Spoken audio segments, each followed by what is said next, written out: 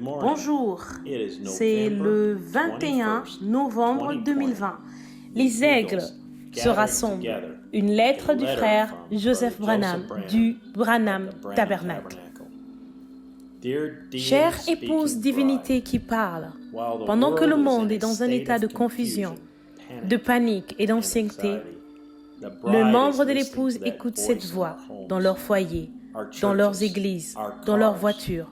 Nous nous promenons avec des petits tubes dans nos oreilles, alors que son messager nous dit que Dieu nous regarde du haut des rochers, non pas dans une vallée, et voyons nos mauvais côtés, et nous condamnons, mais nous voyons de la manière qu'il veut nous voir, dans les hauteurs de son amour et de sa miséricorde.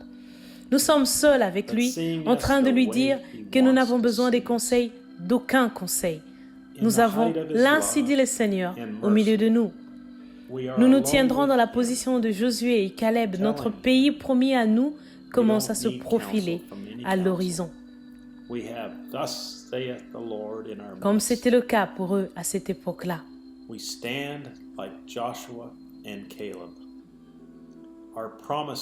Il nous a dit que Josué signifie Jéhovah, Sauveur.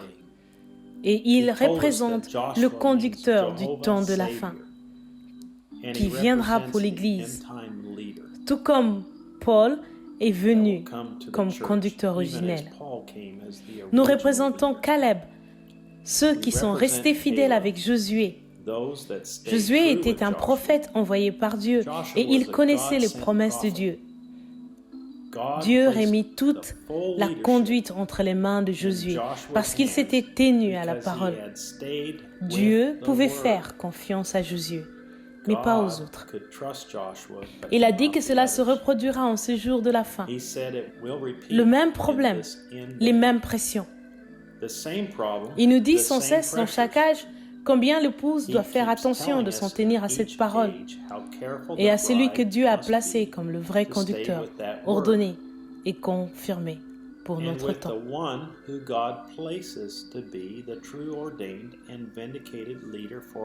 Vous dites que c'est le Saint-Esprit.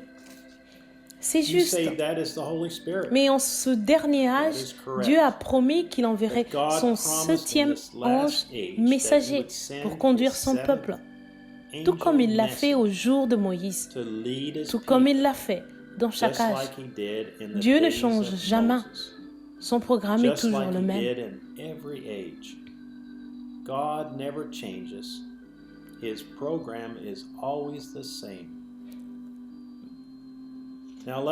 Considérons maintenant l'avertissement que nous donnent les Écritures. N'est-ce pas à l'époque de Moïse que Dieu avait confirmé que Corée s'est élevé et a résisté à ce puissant prophète? Il s'est opposé à Moïse en déclarant que lui aussi, il avait reçu de Dieu ce qu'il fallait pour pouvoir conduire le peuple et que d'autres avaient part à la révélation divine, tout comme Moïse. Il niait l'autorité de Moïse. Fin de la citation. Aujourd'hui, cet esprit dit, tu ne peux pas croire chaque parole sur le bande. Tu es en dehors de la parole si tu crois ça. Il y a une différence entre la Bible et les bandes. Ici, je dois simplement dire que nous sommes comme les Éphésiens de l'époque. Nous connaissons la parole que Frère Branham nous a enseignée. Nous croyons chaque parole qu'il nous a enseignée. Ce ne sont pas ses paroles, mais les paroles que Dieu a prononcées à travers lui, tout comme Paul. Frère Branham dit, ils ont regardé ces faux apôtres droit dans les yeux et leur ont dit, vous ne dites pas ce que Paul a dit, donc vous êtes des faux. Oh, cela enflamme mon cœur. Revenez à la parole. En réalité, ce n'est pas vous qui éprouvez l'apôtre, le prophète et l'enseignant. C'est la parole qui les éprouve. Un de ces jours, un prophète viendra à l'âge de l'église de Laodicée et vous saurez si oui ou non il est le vrai, celui que Dieu a envoyé. Oui, vous le saurez, car s'il est de Dieu, il se tiendra sur cette parole exactement telle que Dieu l'a donnée à Paul. Il ne déviera pas un seul instant de cette parole. pas même d'un iota. Dans ce dernier âge, où beaucoup de faux prophètes apparaîtront, observez-les et vous les verrez sans cesse vous répéter que vous serez perdus si vous ne les croyez pas, eux et ce qu'ils disent. Mais quand ce prophète du dernier jour fera son entrée, s'il est réellement de ce prophète, il criera « Revenez à la parole, sinon vous êtes perdus ». Il ne bâtira pas sur une révélation ou une interprétation particulière, mais sur la parole. Amen et Amen. Fin de la citation. Donc, quelle est la parole pour notre temps? Seulement la Bible et pas les bandes? Frère Branham dit, maintenant Paul disait ça à son auditoire hébreu. Or, eux, ils n'avaient pas de magnétophone comme aujourd'hui, ce que nous avons ici. Par contre, ils avaient des scribes qui étaient assis là, qui transcrivaient cela pendant que Paul le prêchait. Et c'est cela, ici même. Nous captons cela à l'aide de magnétophones. Et ces bandes vont dans le monde entier. Voyez, pour montrer que c'est bien la vérité. Notre religion n'est pas vaine. C'est vraiment Jésus-Christ ressuscité. La même chose. Alors, nous ne devons pas négliger cela. Hébreux, chapitre 3, prêché le 1er septembre 1957, au matin. C'est là pour que tous puissent le lire et l'entendre, comme ils l'ont fait au jour de Paul, quand il n'avait que des scribes. Nous recevons la même parole aujourd'hui à l'aide de magnétophones. Comment peuvent-ils être si aveugles et manquer de révélation? Parce que nous croyons chaque parole. Nous devenons cette épouse parole pleinement manifestée qu'il a promis viendrait.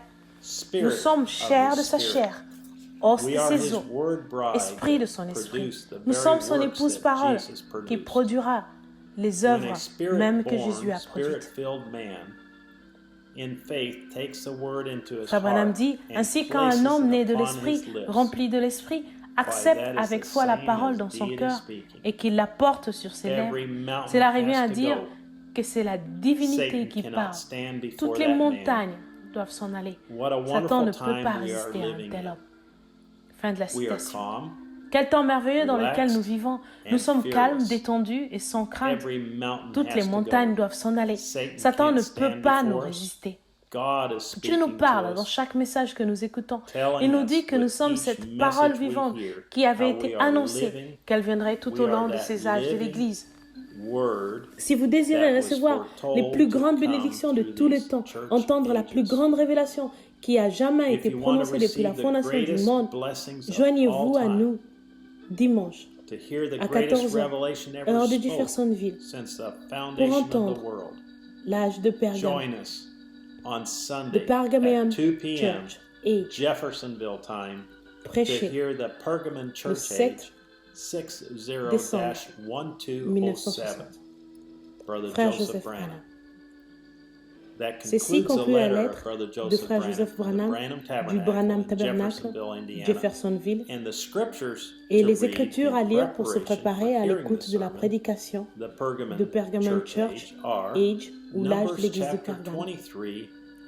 Nombre 23, versets 8 à 9.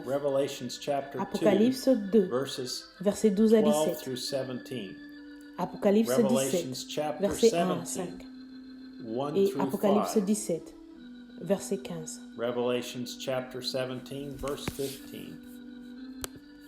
Jusqu'à la prochaine fois, que Dieu vous bénisse. Je vous rencontrerai demain, ensemble, à travers le monde, à 14h, heure de Jeffersonville. J'ai vraiment hâte d'y être. Que Dieu vous bénisse et shalom.